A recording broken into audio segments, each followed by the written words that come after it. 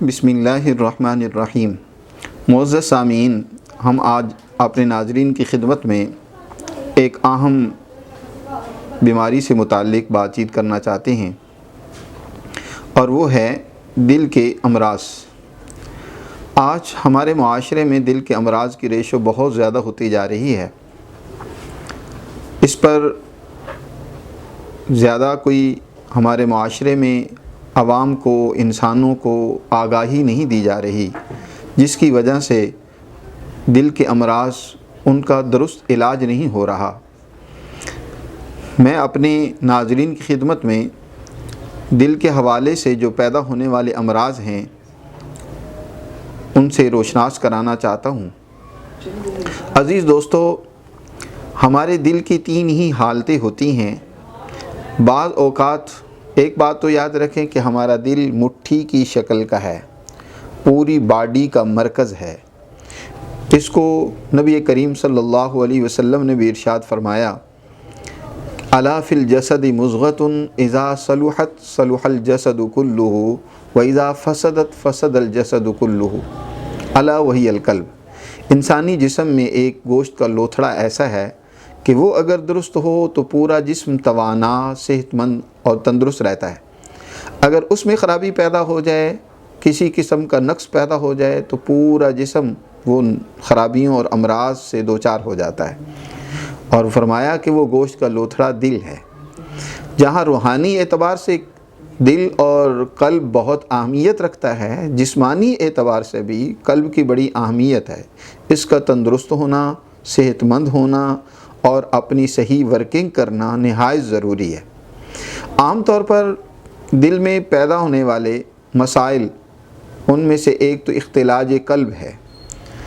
اختلاج قلب کا مطلب یہ ہوتا ہے کہ آپ کا دل ضرورت سے زیادہ تیز دھڑکن میں مبتلا ہے، بہت زیادہ تیزی سے وہ دھڑک رہا ہے۔ اور دوسری صورت ہوتی ہے خفقان قلب کی، کہ آپ کا دل جو ہے وہ اس کی حرکات بہت کم ہو چکی ہیں، سلو ہو چکی ہیں۔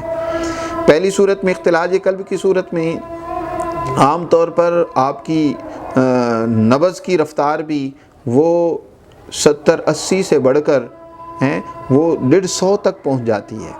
اور دوسری صورت میں جس کو خفقان قلب کہا جاتا ہے، اس صورت میں عام طور پر قلب کی جو رفتار ہے وہ 70-80 سے بھی بہت نیچے آ جاتی ہے، 50-60 پر چلی جاتی ہے۔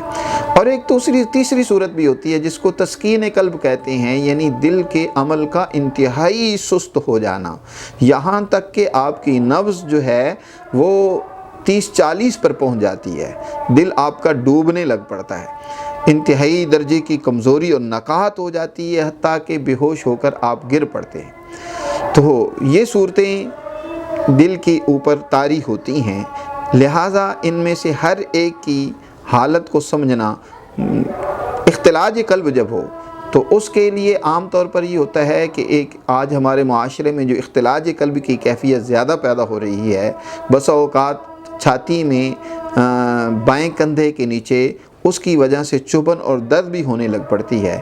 تو اختلاج قلب، اس کے پیچھے جو اسباب ہوتے ہیں، ایک تو عمومی طور پر لذت، مسرت کی کیفیات کثرت سے پائی جاتی ہیں۔ آج کل ہمارے معاشرے میں اس کی بہت زیادہ بہتات ہے، اس کی وجہ سے بھی انسان جو ہے اس تکلیف میں مبتلا ہو جاتا ہے۔ دوسرا، ہمارا مادی طور پر جو خوراک آج کل ہم زیادہ استعمال کر رہے ہیں، فاسٹ فوڈ اور اسی طرح چکن، برائلر کا کثرت سے استعمال اور چاول کا کثرت سے استعمال، چٹپٹی غذائیں، یہ بھی اس بیماری کا باعث ہے۔